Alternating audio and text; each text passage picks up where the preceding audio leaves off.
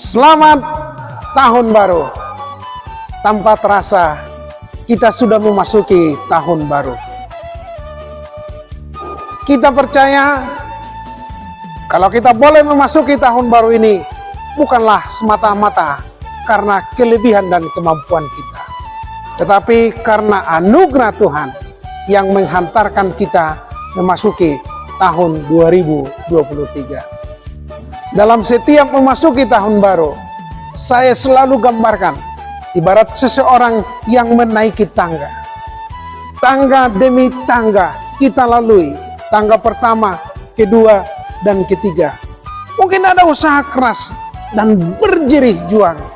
Kalau kita melihat ke belakang, sungguh kita telah berhasil melampaui beberapa tangga. Tetapi jangan bersyukur dulu. Masih ada tantangan yang berikutnya, yaitu tangga-tangga yang akan kita lalui.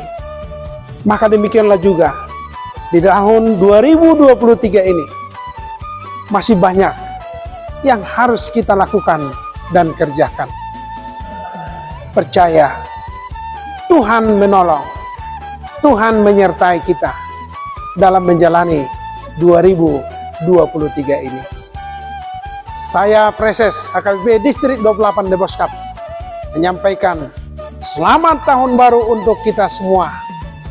Tuhan menolong dan menyertai kita dalam menjalani hari demi hari di tahun 2023 ini. Tuhan memberkati.